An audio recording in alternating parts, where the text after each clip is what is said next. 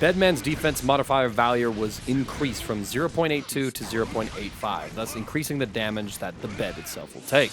So, in the previous patch, this combo from Soul would do 180 damage, and if we compare this to the current patch, it now does 5 more damage overall. It's a very slight increase, but it should mean that at low risk levels, Bedman should be taking slightly more damage than the previous patch. However, there's also some defense modifier values happening when they are in their install super, Call 13C.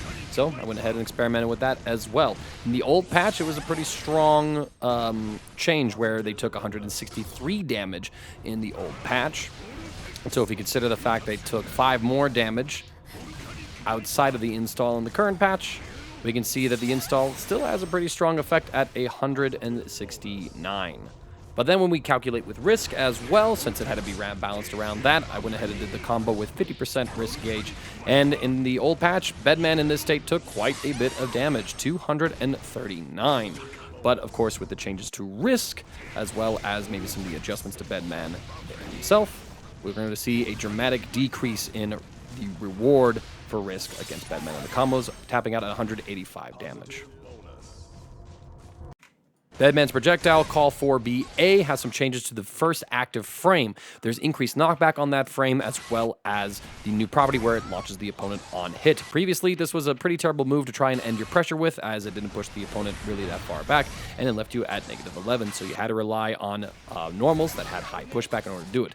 But now, if the opponent gets hit, they do get launched back, so instead of just being negative on hit point blank, you do get some plus frames in this situation, and you are pushing the opponent a little farther back to be safer. The hitbox has been expanded forward to make sure that this first active frame has a little more range to it.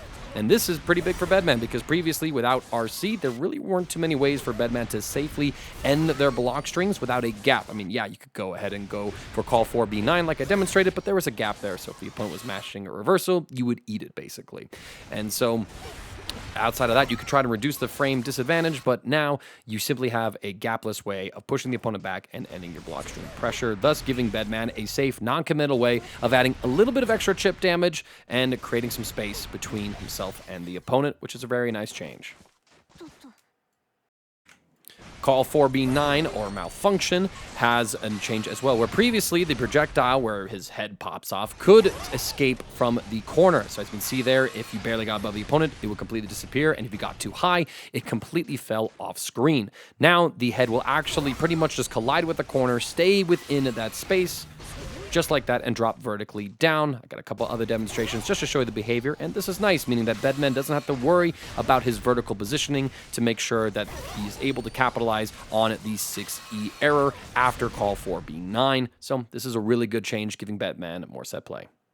Lastly, of course, Bedman's Call 4CC, his reversal overdrive super, can no longer be PRC'd with only 50% tension gauge, since it now spends tension gauge on the very first active frame. And of course, I did want to highlight that Bedman is a little hurt by the system mechanic changes, the fact that people can YRC his guard crush, and the fact he can no longer RC his white wild assault. While I think it's fair to say that Bedman doesn't really favor all of the system mechanic changes, like with white wild assault and yellow Roman cancel, I do think Bedman likes pretty much everything else that they are seeing in this patch.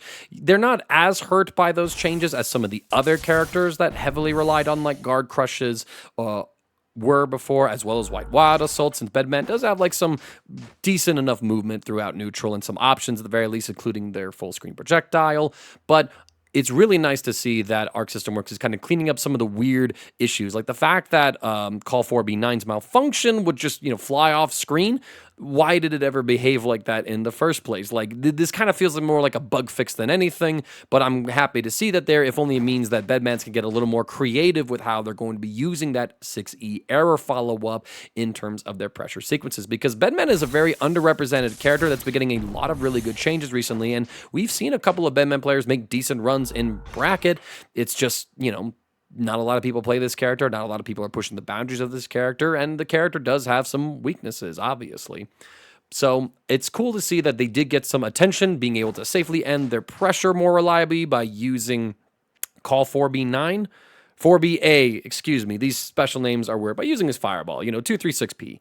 right? Like, we all recognize that, I think, is a very nice change. And outside of that, like, Bedman will also appreciate not taking as much damage from Risk in this patch. Yes, he is taking a little more damage overall, but I think that based on the comparisons that we've shown within the video itself, that they are still taking quite a bit less damage than they were in the previous patch once you get Risk applied to Bedman. So we'll see what happens going forward. I just don't expect a whole lot of people to play this character. He's very obtuse. His design is super bizarre in a loving and cool way, I mean.